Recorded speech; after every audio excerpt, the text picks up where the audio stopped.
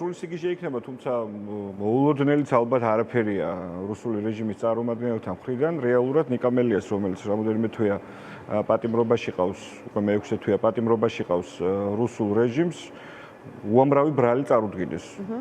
სისხლისამართლებრივი საქმე აღუძრეს 3, მათ შორის მოახერხეს ამ პერიოდის განმავლობაში 2-ჯერ მისი დაჯერიმება, ისე გაიტაცეს თვეების წინ, რომ ფორმალური რაღაც პროცედურებიც კი არ ქონიათ დაცული და ეხლა ბევრი თვის შემდეგ, 5 თვის შემდეგ თქვეს, რომ შეგვაგინაო ნიკა მელიამ და სამაპოლიციელმა, ამიტომ დავაკავეთო, რაც რა თქმა უნდა მინიმუმ სასაცილოა, ხო და რეალურად კი დანაშაულია მოგლჯესების ავტომობილებზე სათვალთვალო კამერები და წაიღეს არანაირი ფაქტი თვითონ არ მოიტანეს და ასე შემდეგ. ასე რომ ნიკა მელია ხო მათ შორის ქართულ პოლიტიკურ სპექტრშიც არის გამორჩეული ადამიანი, გამორჩეული პოლიტიკური ლიდერი, რომელსაც რეჟიმი უკვე იმდენ სისხლის სამართლის საქმეს აღძვრას აპირებს ან მოახერხა მასზე, რომ კი მის ნაწილშიც კი უცნაურია. და ზოგადადაც ნიკა მელია არამია ელენე ზურა სხვა პოლიტიკური ლიდერები ყველა ამ ადამიანის მიმართ ხო სისხლის სამართლებრივი წარმოება ტყუილზე, ფარზე და პოლიტიკური ნიშნით არის მხოლოდ წარმოებული. აბა რა შეიძლება კანონთან ან სამართლიანობასთან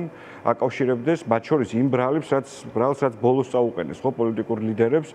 თითქოს თუ ჩვენს საერთაშორისო მეგობრებს ვეტყვით, რომ აქ რო კონკრეტული პოლიციელი, არ ვიცი, მოსამართლე, მთავრობის წარმომადგენელი არღვევს კანონს, ადამიანის უფლებებს, სცემს ადამიანებს, საშინელ დღეში აგდებს საქართველოს მოქალაქეებს, იქნებ დაასანქციროთ. თუ ამ შეთავაზებას თუ თხოვნას თუ მოთხოვნას ვეტყვით ჩვენ საერთაშორისო პარტნიორებს, ეს ყოფილა საბოტაჟი და საკმარის საფუძველი იმისა, რომ ხელახალი სისხლის სამართლის საქმეები აღიძრას მათ წინაშე და ეგეც გააკეთეს, ხო? ზურას და ელენეს შემთხვევაში საერთოდ 7-15 წლამდე მოხლით არიან წასულები. ეგ ხო აბსურდია. აი რამოდენიმე დღის წინ გუშინ წინ თუ არ ვთქვი ჩვენი კოალიციის კიდევ ერთი განცხადება გამოქვეყნდა, სადაც იგივეს ვითხოვთ ჩვენ ეხლა. მეც მათ შორის ჩვენი კოალიციის სხვა წევრებიც იგივეს ვითხოვთ. ყველა ის ადამიანი, ვინც საქართველოში არღვევს ადამიანის უფლებებს, ძირს უთხრის დემოკრატიას, ჩვენ შვილებს უკარგავს მომავალს, ხო მათ დასანქცირებას ვთხოვთ ჩვენს პარტნიორებს. ეს არის საკმარის საფუძველი იმისა, რომ საბოტაჟის მოხლით საქმე აღიძრას. და ამ ყველაფრის შემდეგ, რა თქმა უნდა, გასაკვირი არაფერი არ არის, თუმცა რა ვიცი, ცოტა წარმოუდგენელ ამბავთან კი გვაქვს საქმე, ეხლა გახარიასა და მელიას ერთობლივ კავშირზე გვესაუბრო საქმე. ეს ალბათ იმ მასშტაბის სიგიჟე და საცილო ამბავი იქნება, რომელსაც ისინი მათ შორის თავის ყველაზე ერთგულ მომხრეებშიც კი ალბათ ვერ გაყიდიან. თუმცა რა გამორიცხული არაფერია. ხო, თავიდან ბოლომდე ამ ამბის ხო რა არის? გავრილობის ამიტომ რომ ფაქტობრივად გახარიას ამბობდნენ რომ მელიას გამო გადადგაო ესეც ეხლა გავრილობ ვინ ჩამოიყვანა ამ ქვეყანაში, ვინ დახვდა, ვინ უმასპინძლა, მერე სროლის ბრძანება ვინ გასცა, ვინ დათხარა ხალხს თვალები და ასე შემდეგ. ისინი ხო ყველა ამ რეჟიმის წარმომადგენლები არიან. და ამ დროს მათ შორის ამ საქმეზე კიდე რაღაც სხვების დაჭერას აპირებდე, რა ვიცი, რბილად რო ვთქვათ, არის დანაშაული და ბევრად უფრო მეტია ჩემი აზრით ამ ქვეყნის მომავლის წინააღმდეგ ბრძოლა და ასე შემდეგ. კი ბატონო. და ბატონ გიორგი, სწორედ ამ კონტექსტიდან გამომდინარე მინდა გკითხოთ, აი თქვენი კოალიციის ლიდერები, რომელთაც ზოგიერთს რამდენიმე კვირაში შეიძლება ამოეწუროს ის პატიმრობის ვადა, რომელიც ჰქონდათ განსაზღვრული წულკიანის ეგრეთ წოდებულ საგამოძიებო კომისიაზე არ მისვლის გამო, აი ბუნდოვანია საერთოდ გამოვლენ თუ არა ციხიდან თუნდაც რამდენიმე საათით, იმიტომ რომ შესაძლოა ძალიან მალევე ახალ საქმეებზე ჩანიშნოს სასამართლოები და ისევ გაუხანგრძლივონ პატიმრობა.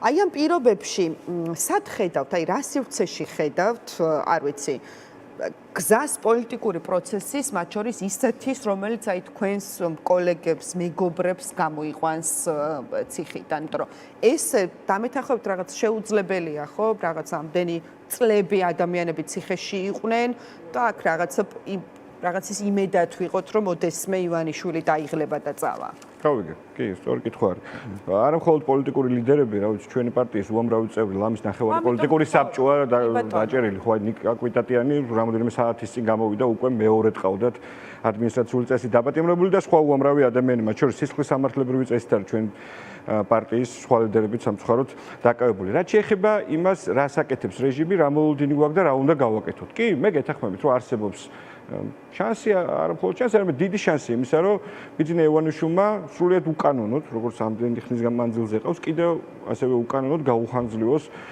ჩვენი პარტიის თუ კოალიციის ლიდერებს პატიმრობა, ეს გაცნობიერებული ქონდა ყველას. ნიკას, ზურას, ელენეს, სხვა ლიდერებსაც ალბათ, როცა ისინი ამ ნაბიჯზე მიდიოდნენ, ეს არ არის რაღაცა მსხვერპლშეწირვა, ხო? ეს არის ბრძოლის ის სტრატეგია და ის გეგმა, რომელსაც ჩვენ ყველანი ერთად მივყვებით. წინააღმდეგობა არ თანამშრომლობა რეჟიმთან და ხო პროტესტი ყველგან და ყველაფერში, სადაც რეჟიმი ჩვენი ქვეყნის მომავალს კლავს. რა უნდა გავაკეთოთ ყველამ ერთად? ციხეში ჩვენმა ლიდერებმა, რომლებიც კიდევ ერთხელ მეორე უკანონოდ ყავს რეჟიმის პოლიტიკური ნიშნით დაკავებული, იმ ხალხმა, ვინც გარეთ ვართ ან ჯერ გარეთ ვართ, იმაში არა მიმართულებით ჩვენ აქტიურ ნაბიჯებს ვდგამთ და იმედია რომ შედეგები კიდევ უფრო ხელშესახები უახლოეს პერიოდშიც გამოჩნდება. არ თანამშრომლობა და წინააღმდეგობა არის ძალიან მნიშვნელოვანი. მნიშვნელოვანია რუსთაველის პროტესტი, მნიშვნელოვანია პროტესტი საქართველოს სხვა ქალაქებში და სჭირდება პროტესტ კიდევ უფრო მეტად გაძლიერება და გამრავალფეროვნება. სწორედ ამიტომაც პოლიტიკური პარტიები, სამოქალაქო ჯგუფები, არასამთავრობო სექტორი, უბრალოდ აქტიური ადამიანები მჭიდრო კომუნიკაციაში არიან ახლა ერთმანეთთან და ვართ ერთმანეთთან, რათა ჩვენი ერთობლივი ბრძოლის ახალ ეტაპზე გადავიდეთ. ჩვენ ნამდვილად გვჭირდება მათ შორის ქუჩის საპროტესტო აქციების ახალ ეტაპზე გადაყვანა. კიდევ უფრო მრავალფეროვანი აქციები და მათ შორის გეოგრაფიულად ბევრად უფრო მეტად გაშლილი აქციები. ეხლა 28-ზე დავასრულებ. აი ჩვენ მართლა გვჭირდება ახლა კიდევ უფრო მეტი კოორდინაცია პროპაგანდასთან ერთობლივ ბრძოლაში და უნდა შევთანხმდეთ ამას, რომ რეჟიმი პროპაგანდას ძალიან ეფექტურად იყენებს და ის დიდ ფულს, რესურსს ხარჯავს ამ ყველაფერში და აქედან მხრიდანაც მას სჭირდება ერთობლივი ბრძოლა და ჩვენ საერთაშორისო პარტნიორებთან ასევე ერთობლივი მუშაობა და სალომე ზურაბიშვილის როლიც, რა თქმა უნდა, აქ არის ძალიან მნიშვნელოვანი. კი ბატონო, 20 აი რადგან აქცია ბახსენეთ 28-სთან დაკავშირებით რა მოლოდინები გაქვს 28 ნოემბერს 19 საათზე ეს რაღაც მორიგი თარიღი, მოკლედ დიდი მასშტაბური საპროტესტო აქციის, აი თქვენ რა მოლოდინები გაქვთ? მე დარწმუნებული ვარ, იქნება ძალიან ბევრი ადამიანი 28 ნოემბრის აქციაზე.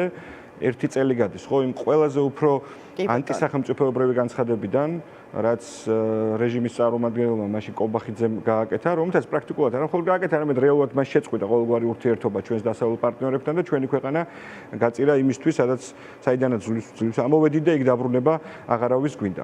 ამას აცნობიერებს ყველა ამ ბოლო ერთი წლის განმავლობაში. თუ კი რამ შეიძლებოდა დაეშავებინა რეჟიმს, ალბათ ყველაფერი დააშავა.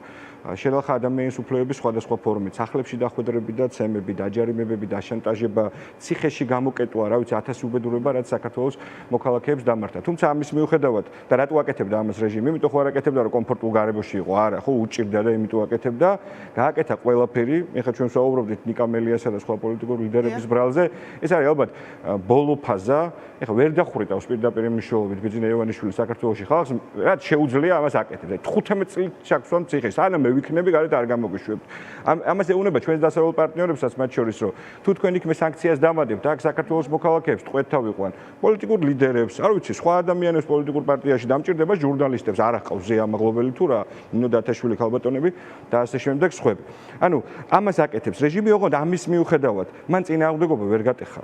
წინააღმდეგობა სხვადასხვა ფორმებს იძენს, მაგრამ ის არის მუდმივი და უწყვეტი. ყოველდღიურ რეჟიმში მიმდინარეობს საქართველოში პროტესტი და წინააღმდეგობა რეჟიმის წინააღმდეგ და ეს არის მთავარი სხივი, მთავარი იმედი იმისა, რომ ჩვენ ამ ბრძოლას აუცილებლად ყველანი ერთად მივიყვანთ ბოლომდე. სხვანაირად უბრალოდ წარმოდგენაც კი შეუძლებელია. სამწუხაროდ ივანიშვილისნაირმა ადამიანებმა ზოგიერთ ქვეყანაში შეძლეს პროტესტის ჩახშობა და იქ სიტუაცია ბევრად უფრო უარესია. შემდეგი ეტაპი არის ის, რომ ხალხს სახლიდან გამოსვლას უგრძალებენ, როცა ციხეებში ადგილები აღარა აქვთ.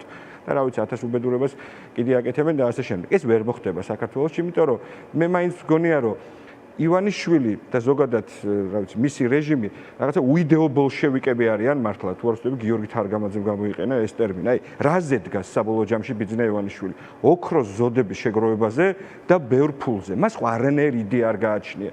და წარმოუდგენელია ამდენ მილიონ ადამიანს ამ ქვეყანაში ივანიშვილმა უიდეო ბოლშევიკმა რამეთი აჯობოს. ის აუცილებლად დამარცხდება. მადლობა. ძალიან საინტერესო თემაზე ქონდა საუბარი გონიოზე და არაბულ ინვესტიციებზე, სხვა დროს თუ მომიწევთ ვერ საუბრობ მაგ ამაზე. თუ ერთ ბოლოს რამე თუ აი უსმენთ თქვენს წინასწრებს და იყო ძალიან მნიშვნელოვანი რაღაც აქცენტები იქ დასმული, მაგრამ აქ ყველაზე მნიშვნელოვანი და მთავარი რა თქმა უნდა არის ის, რომ ჯერ არც ინვესტიციის წინააღმდეგია ამ ქვეყანაში არავინ და არც ქსენოფობიურ განცხადებებს არ აკეთებს.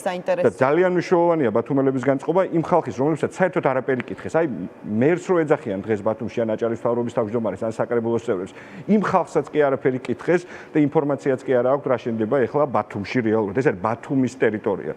ეს არის ზუსტად იგივე რაც და ზუსტად იგივე რა ამბავიც ჩვენ გვჭირდა ბათუმში ჩინურ კვარტალთან დაკავშირებით. აი კორპუსები რო ააგეს გალიფოს თურქის მიწაზე რაღაცა და ჩინური რაღაცა უნდა გაეკეთებინათ.